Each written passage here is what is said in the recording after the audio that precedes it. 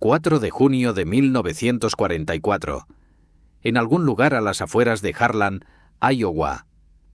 El sol comenzaba a salir sobre los campos de maíz, proyectando largos rayos dorados de luz sobre la hierba cubierta de rocío y hierba.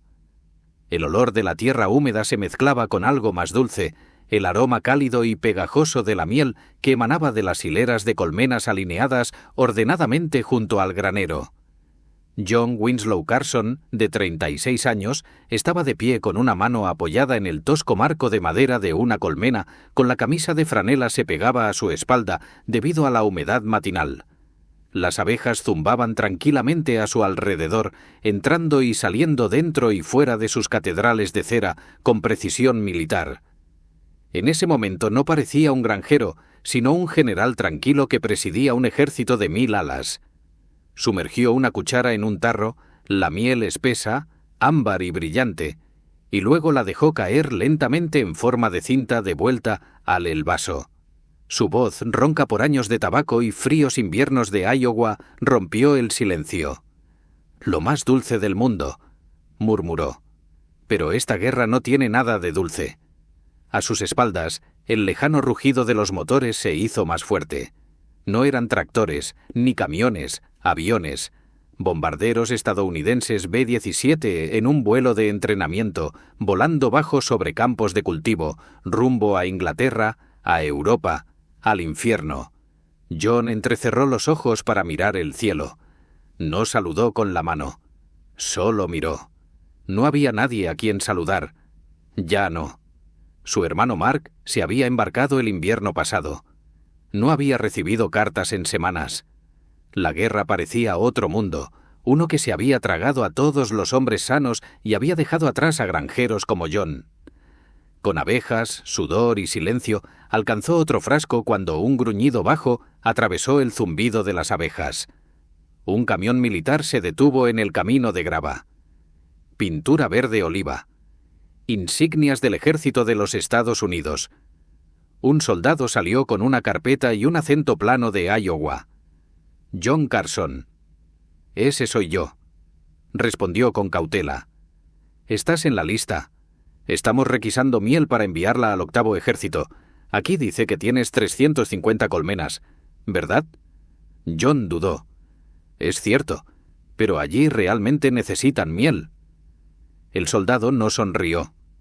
«Señor, necesitamos de todo, especialmente lo que dura». Mientras el camión retrocedía hacia su granero, John sintió una extraña mezcla de orgullo e impotencia. No eran armas ni balas lo que enviaba, solo tarros de miel. Murmuró casi para sí mismo. Nadie ha ganado nunca una guerra con saliva de abeja. Pero estaba equivocado. Y en solo 72 horas, 72 cortas horas, una de sus estúpidas ideas relacionada con esa misma miel ayudaría a salvar un convoy de camiones estadounidenses que atravesaba por la Francia ocupada. Lo llamaban tonto, don nadie, un simple granjero, hasta que su truco con la miel ayudó a cambiar el curso de la guerra, la granja, las abejas y la guerra. John Winslow Carson no era un héroe, según los estándares convencionales. Era granjero, apicultor, y como muchos hombres de la América rural, nunca había un pie fuera de su condado natal. Nacido en 1908, heredó 160 acres de tierra de su padre, junto con un viejo granero, una fila de tractores en distintos grados de deterioro y varias docenas de colmenas apiladas bajo un manzano. En 1935 había convertido esa modesta instalación en una operación apícola a gran escala, gestionando más de 200 colonias. Eso supone aproximadamente 12 millones de abejas. Producía hasta 3.000 libras de miel cada temporada, una cifra que lo convirtió en uno de los apicultores más productivos del suroeste de Iowa. Pero en 1941 el mundo cambió. Tras el ataque a Pearl Harbor, el 7 de diciembre, Estados Unidos declaró la guerra y todas las personas, todas las herramientas, todos los recursos, se vieron repentinamente arrastrados la órbita del conflicto global. John vio cómo los hijos de sus vecinos y luego su propio hermano Mark partían para unirse a la lucha. Algunos se alistaron, otros fueron reclutados. John tenía 33 años y una rodilla lesionada por un accidente agrícola. Fue clasificado como 4F, no apto para el servicio. Esa sola letra F lo atormentaba. Quería luchar. En cambio, le dijeron que cultivara, que produjera, que cosechara. Mientras otros sangraban en las playas de Italia y en las selvas del Pacífico, a John se le pidió que cumpliera con las cuotas gubernamentales de remolacha azucarera, maíz y soja. Pero fueron sus abejas, y no sus cultivos, las que acabaron teniendo más importancia. Durante primeros años de la guerra, el azúcar se convirtió en uno de los productos más racionados en Estados Unidos. En 1942, el gobierno federal impuso límites estrictos al consumo de azúcar por parte de los consumidores. Solo 26 libras por persona al año, frente a las 100 que se consumían antes de la guerra. El azúcar era necesario para todo, desde la conservación de alimentos hasta la fabricar explosivos. Por lo tanto, los civiles recurrieron a la miel, al igual que también lo hizo el ejército. La miel era estable, rica en energía y naturalmente antimicrobiana. No se estropeaba, no necesitaba refrigeración y se podía envasar en pequeños recipientes para los soldados del frente. El ejército de los Estados Unidos comenzó a buscar proveedores que pudieran satisfacer esta creciente. El nombre de John apareció en un libro de contabilidad del Departamento de Agricultura en 1943 como productor de miel registrado con capacidad excedentaria. Recibió una carta por correo en la que se le ofrecía un pequeño contrato con el gobierno. Nada llamativo. Solo tenía que entregar 700 libras de miel a una planta de procesamiento en Des Moines, Iowa. Se enlataría, se etiquetaría como producto del ejército y enviada a donde quiera que estuvieran luchando los chicos estadounidenses. Al principio, John no le dio mucha importancia. Cargó los tarros, rellenó el papeleo y volvió de vuelta a cuidar de sus colmenas. Pero, entre bastidores, algo más estaba. El ejército estadounidense no solo utilizaba la miel como alimento. Discretamente, ingenieros y médicos habían comenzado a experimentar con ella de formas que no se habían probado a gran escala antes. Descubrieron que la miel también podía utilizarse en apósitos de campo para curar heridas gracias a su capacidad para matar bacterias. Podía recubrir el metal para evitar la oxidación.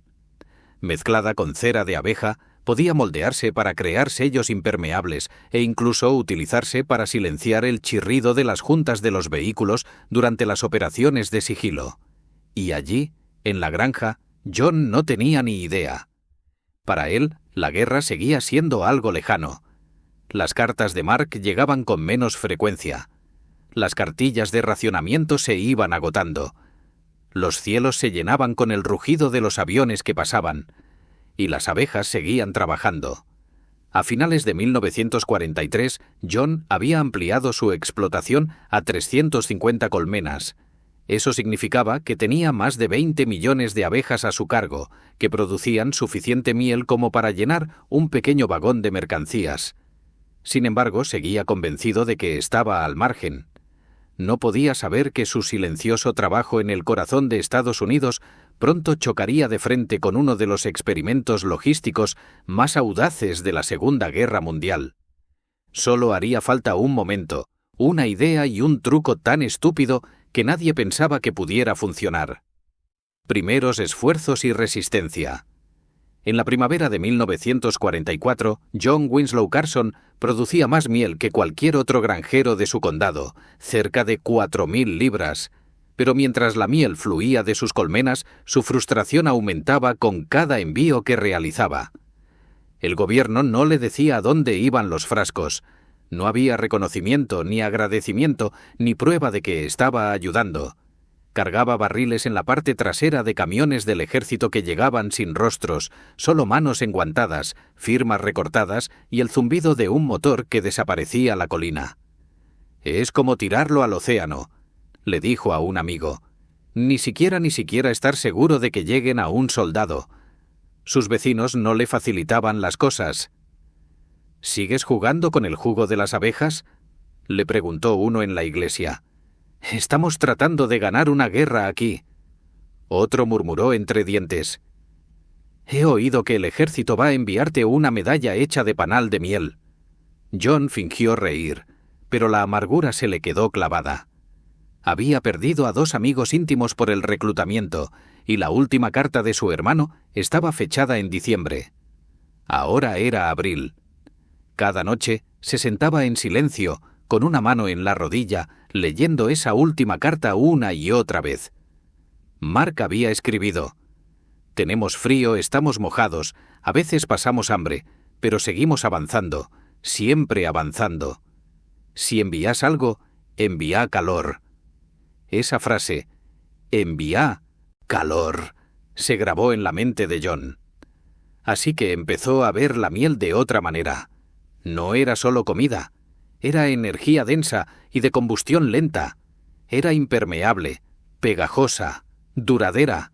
Podía recubrir, conservar, unir.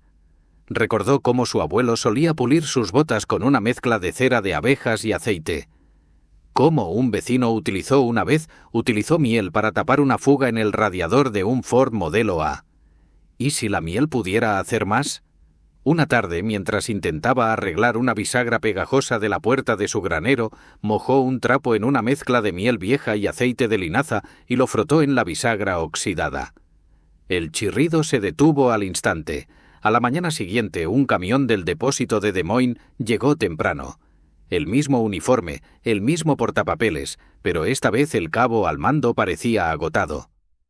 «Anoche perdimos 6 camiones en Normandía», dijo, sin darse cuenta que había revelado la ubicación. «¿Perdidos?», preguntó John. Ruido de máquinas, olor a aceite. Los alemanes los oyeron llegar desde kilómetros de distancia.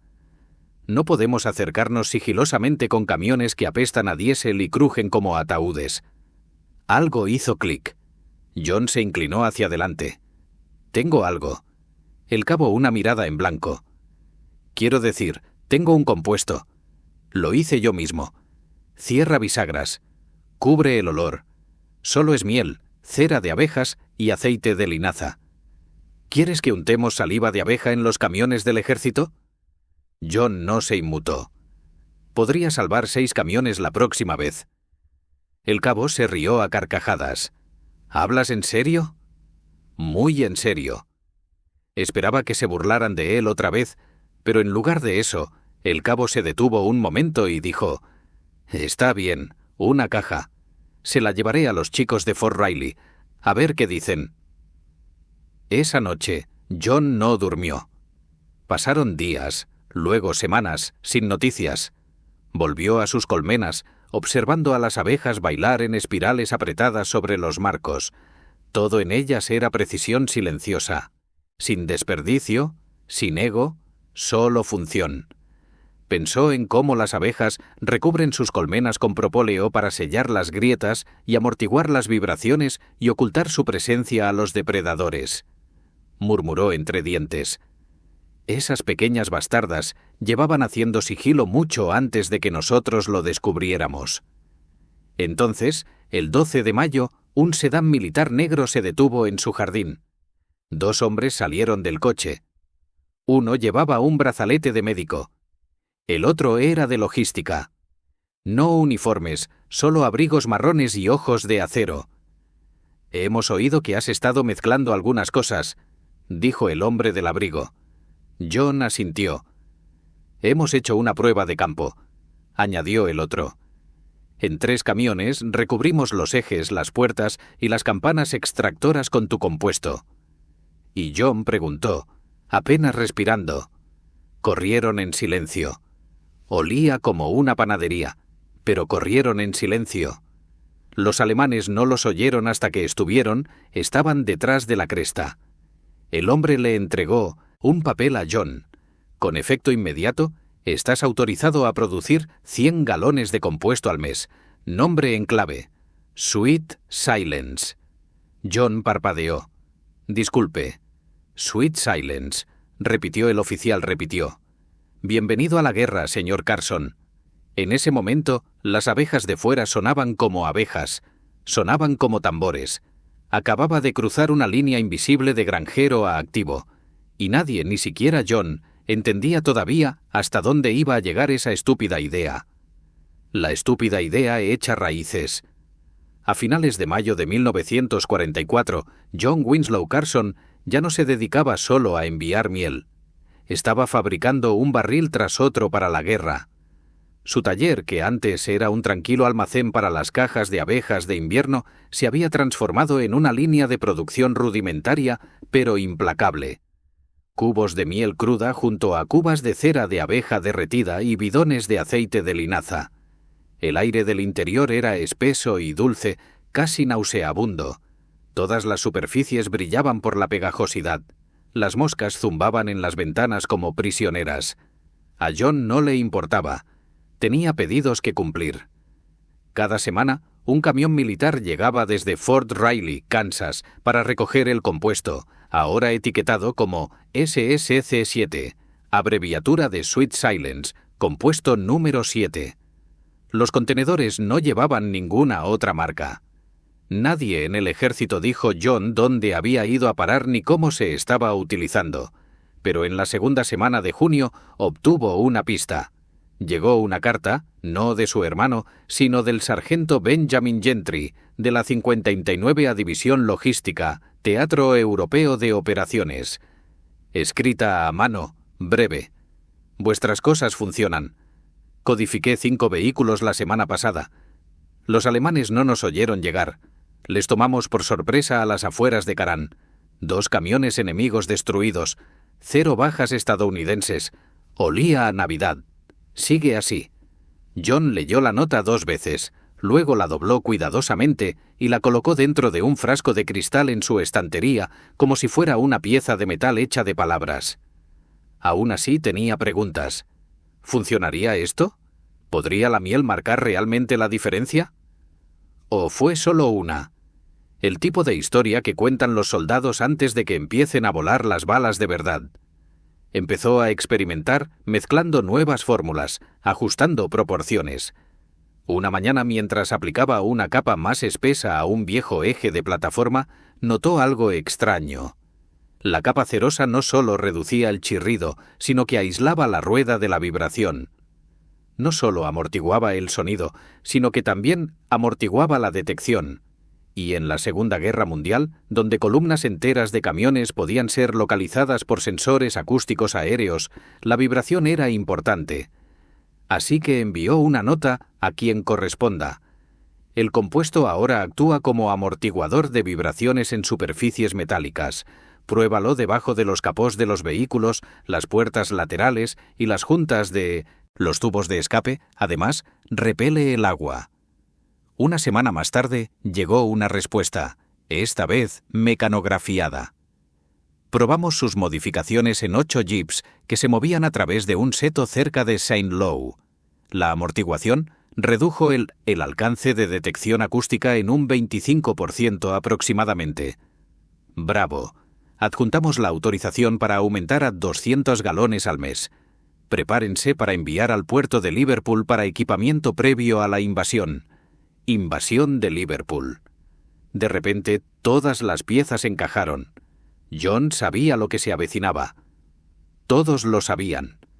Los aliados iban a atacar la fortaleza Europa. La pregunta era cuándo y dónde. Pero ahora se daba cuenta de que su complejo no era solo para patrullas. Formaba parte de algo más grande. Algo enorme. El 3 de junio, llegó un camión de mensajería con cajas y un conjunto de instrucciones. Preparar 10 barriles para un envío transatlántico. Etiquetar como materiales de ingeniería de clase A. Destino confidencial. Sin insignias, sin rangos, solo urgencia. Esa noche, mientras John sellaba el último barril, se detuvo y miró los campos oscuros. Sus abejas estaban silenciosas en sus colmenas. No había viento, ni estrellas, solo el eco sordo y grave de un trueno al oeste. No era una tormenta, sino algo más intenso. El tipo de sonido que se te queda grabado en los huesos.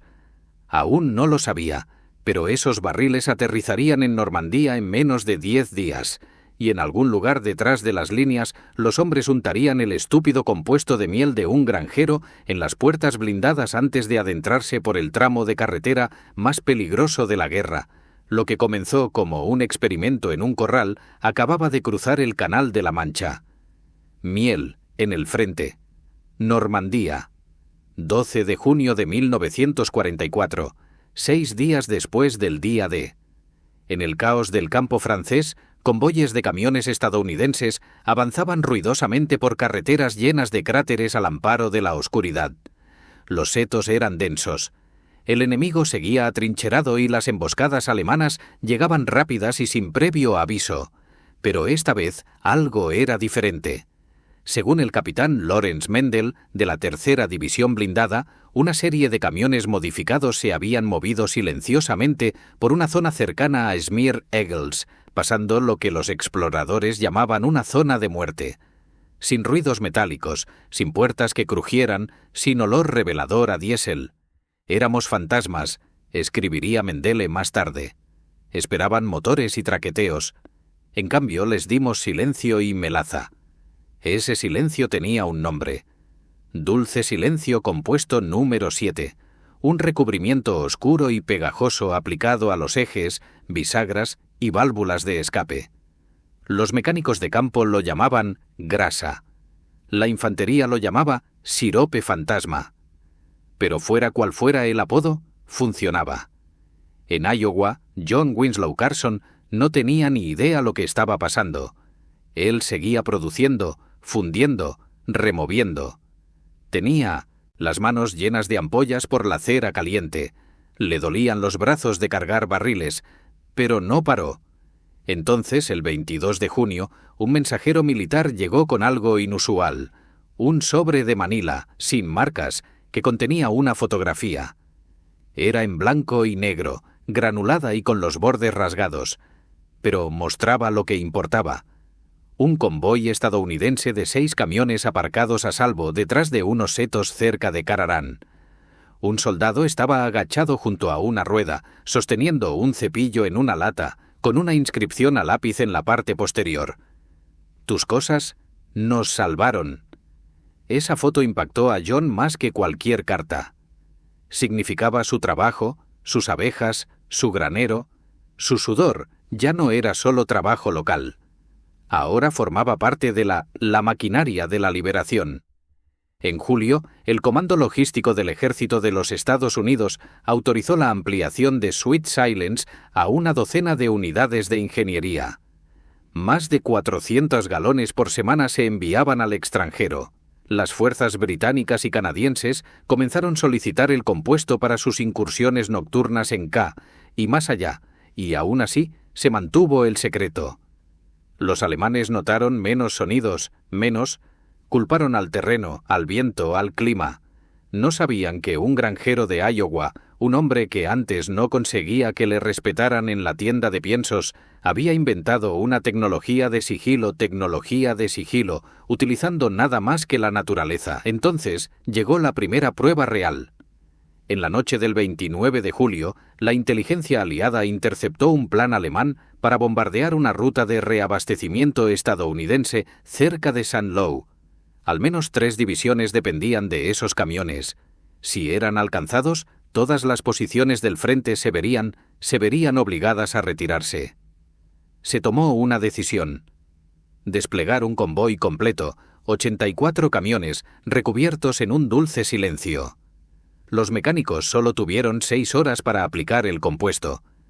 Trabajaron con cepillos, fregonas e incluso con las manos desnudas.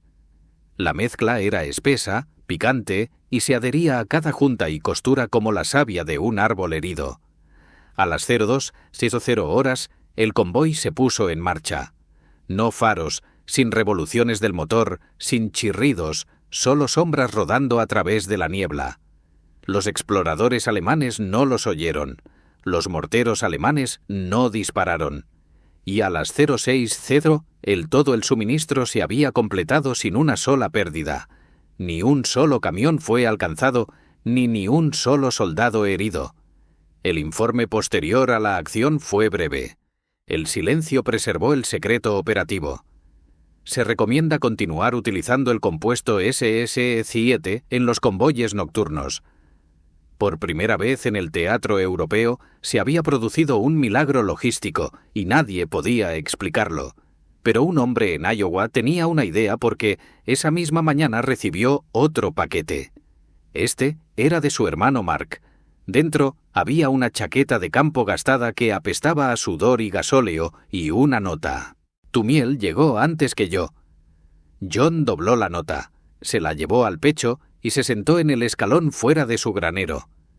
Podía oler la cera y el aceite en el aire. Pero debajo de todo eso, aún podía oler a las abejas, y olían a esperanza. Un pequeño truco en una gran batalla. 20 de agosto de 1944. El paso de Filelet, norte de Francia. Durante semanas las fuerzas aliadas habían estado empujando a las tropas alemanas hacia el este a través de Normandía. Pero lo que había comenzado como una ruptura se amenazaba con convertirse en un desastre, no para los aliados, sino para los alemanes.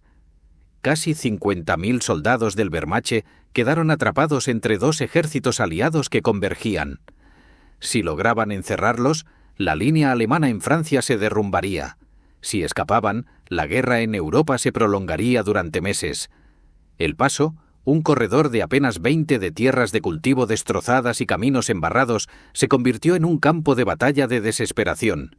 El general estadounidense Omar Bradley necesitaba suministros para avanzar más rápido que el enemigo. Combustible, municiones, raciones, radios, todo. Entra en escena el convoy Eco 9. 212 camiones, 38 jeeps, 12 semiorugas, todos cargados hasta los topes y programados para cruzar a la región de los Filos al amparo de la noche utilizando caminos agrícolas sin asfaltar, puentes apenas lo suficientemente anchos para tractores y caminos rodeados de árboles tan densos como para ocultar la luz de la luna. A las 19:00 horas, justo antes del atardecer, el comandante del parque móvil tomó una decisión que parecería absurda en cualquier otra guerra: aplicar el compuesto Carson en toda la superficie. 3 docenas de mecánicos se sacaron barriles marcados con SSC7. El compuesto a base de miel, pegajoso, pesado y de color negro dorado, se aplicó con brocha en las bisagras de las puertas, las juntas de los ejes, las juntas del capó y las cerraduras del portón trasero. El aire olía a azúcar quemado y humo de linaza. Dentro de uno de los camiones se sentaba el sargento Mark Carson, de la primera división blindada, el hermano de John. No tenía ni idea de que el compuesto que se estaba aplicando al motor de su camión procedía de las mismas manos que lo habían sacado de los charcos de barro cuando era niño en Iowa. Solo sabía lo que le había dicho el oficial. Estos camiones no chirrían, no causan estragos, rodan en silencio. Llegas vivo. A las 22:30 horas, el convoy estaba listo. Los motores arrancaron con un suave ronroneo. Sin acelerones, ni cambios de marcha ruidosos, solo movimiento. La oscuridad era absoluta, sin luna, nublada y con una espesa niebla.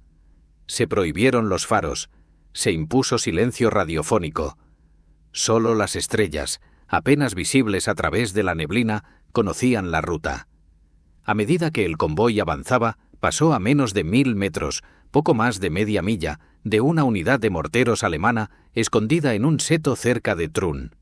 Los T-100 exploradores confirmaron más tarde que los alemanes nunca reaccionaron. No se dispararon proyectiles, no se encendieron. No sabían que los estadounidenses estaban allí, pero el silencio no era sinónimo de invencibilidad. A 16 kilómetros de la ruta, cuando los camiones cruzaban un puente de madera improvisado sobre el río Dives, una patrulla de reconocimiento alemana detectó movimiento. Se encendió una bengala, blanca, luego roja. Luego vinieron los disparos. El convoy se dividió. La mitad de los camiones siguió adelante. El resto se desvió hacia un barranco bajo la cresta, tratando de flanquear a los atacantes. Dentro de uno de los vehículos de cabeza, el sargento Mark Carson manejaba una ametralladora Browning de calibre 30. Gritó por la radio: «Ahora nos ven, muévanse». Pero la sorpresa les había proporcionado unos segundos preciosos. Gracias a los primeros 5 minutos de silencio, les habían permitido avanzar más de lo esperado, lo suficiente como para evitar peor de la zona de muerte alemana. Los proyectiles alemanes silbaban sobre sus cabezas, pero solo alcanzaban la parte trasera de la formación. 3 camiones fueron alcanzados, 8 hombres heridos, ninguno muerto. El resto, 198 vehículos lograron atravesarla. Más de 100 toneladas de municiones, 5.000 galones de combustible, 2 hospitales de campaña completos embalados en cajas. Llegaron a tiempo para reforzar al primer ejército canadiense, que cerró de golpe la brecha del Fall a la mañana siguiente. Esa noche, los soldados agotados montaron tiendas de triaje y recargaron artillería en silencio. Alguien encendió un cigarrillo. El médico que estaba a su lado le dijo: «Cuidado, esto es un campo de azúcar. Se incendiará». Se rieron. Fue la primera risa en días. El nombre Carson Compound comenzó a circular incluso el general George S. Patton lo mencionó de pasada durante un informe. Sea lo que le echan a esos camiones, sigan haciéndolo. Pero el momento decisivo no vino de un general, sino de una carta. Una semana más tarde, de vuelta en Iowa, John Carson recibió un sobre maltrecho con sellos extranjeros. Dentro había un trozo de lona de una tienda militar y una nota garabateada. «Usaron tus cosas en nuestro camión. Rodamos silenciosos, incluso bajo el fuego. Disparé y sobreviví. Algunos no lo lograron, pero la mayoría sí. Mark». John se quedó de pie en su cocina casi 1 hora, mirando la nota. No lloró, no gritó, solo asintió con la cabeza. Luego salió a las colmenas, abrió una con cuidado y susurró: «Lo habéis hecho bien, chicas». Era todo lo que podía decir. Las abejas seguían trabajando, ajenas a todo, sin preocuparse, simplemente haciendo lo que siempre hacían, sellando, protegiendo, construyendo, como había hecho su complejo, un silencio dulce y pegajoso que había llevado a los hombres a través de la muerte y hacia un amanecer más. El legado de un truco de guerra silencioso. La guerra no terminó en Normandía. Se extendió hacia el este a través de Francia hasta Bélgica, atravesando los bosques helados de las Ardenas, y finalmente llegó a las destrozadas calles de Berlín. Pero para John Winslow Carson, su guerra, la parte que le correspondía, terminó en una tranquila mañana de septiembre de 1944, cuando los camiones dejaron de llegar. Sin cartas, sin explicaciones, solo silencio. Los barriles estaban apilados, el recinto estaba listo, pero el ejército nunca volvió a recogerlos. John no hizo preguntas. No tenía por qué hacerlo. Sabía lo que significaba. Su trabajo había terminado. Para el invierno de 1944, las fuerzas aliadas habían roto las líneas defensivas alemanas. La logística había cambiado. Se estaban desarrollando nuevos compuestos y tecnologías en los laboratorios gubernamentales con presupuestos 1000 veces superiores al de John. Ya no era necesario el truco del apicultor, pero eso no significaba que no hubiera importado. En un informe de posguerra del Cuerpo de Intendencia del Ejército de los Estados Unidos, escondida entre estadísticas sobre neumáticos de camiones y aceite de motor, hay una línea que dice: la codificación temporal de vehículos designada SESC7 demostró una mejora menor pero cuantificable en el movimiento sigiloso en condiciones de campo limitadas. Fuente: Proveedor Civil, Iowa. Sin medalla, sin mención, solo una frase en un documento gubernamental que nadie leería. Pero a John le parecía bien. Nunca lo había hecho por la gloria. En la primavera de 1945, mientras las celebraciones de la victoria llenaban las ciudades estadounidenses de confeti y bandas de música, John volvió a lo que siempre había hecho. Reparó sus tractores. Volvió a pintar el granero. Dividió sus colmenas en preparación para una fuerte floración de trébol. Y cuando Mark finalmente regresó a casa, más delgado, más callado, con una sombra detrás los ojos, casi no hablaron de la guerra, solo se sentaron en el porche, bebiendo café y observando a las abejas. Mark dijo una vez, tras un largo silencio: He oído que también probaron tu invento en la marina. John sonrió con aire burlón. Bueno, joder, quizá hundí un U-Boot. Esta vez se rieron de verdad. Pasaron los años. El complejo nunca volvió a fabricarse. La fórmula solo vivía en la cabeza de John. Una mezcla de instinto, ensayo y error, y el olor de los veranos de Iowa. En 1953, un inspector del gobierno visitó la propiedad de John durante un censo de productores agrícolas. Al final de un largo formulario, el inspector preguntó: ¿contribuyó su operación al esfuerzo bélico? John se detuvo. En cierta manera, dijo. Mantuve con vida a algunas personas. El inspector parpadeó. ¿Cultivabas alimentos? No, respondió John. Hice que fuera más difícil oírlos. El inspector no anotó eso. En la década de 1960, el granero se estaba derrumbando, los barriles oxidados y vacíos. Pero las abejas seguían, trabajando, sus zánganos sin cambios. Sus métodos seguían siendo perfectos. No necesitaban ningún agradecimiento, y John tampoco. Falleció en 1971 a la edad de 63 años. Su obituario ocupó 4 líneas en el Harlem County Register. John W. Carson, agricultor y apicultor de toda la vida, falleció el domingo en su casa. Le sobrevive su hermano Mark, conocido en la zona por su miel. No se mencionó Normandía, ni se mencionaron camiones. Pero en su propiedad, bajo una puerta oxidada, un niño, décadas más tarde, encontraría una extraña caja de metal con un frasco agrietado en su interior. Dentro del frasco, una nota doblada, endurecida por el paso del tiempo. Decía: «Dulce silencio, recuérdanos». Y tal vez eso sea suficiente. Porque a veces la contribución más pequeña en la guerra más grande no necesita ser recordada por el mundo, solo por los hombres a los que salvó. Es fácil pensar que la historia la hacen los generales y los tanques, las grandes estrategias, discursos famosos y batallas cuyos nombres están grabados en monumentos. Pero a veces la hacen cosas más humildes, como un hombre solo en un granero, como un enjambre de abejas, como una sustancia dorada y pegajosa que nunca se destinó para la guerra.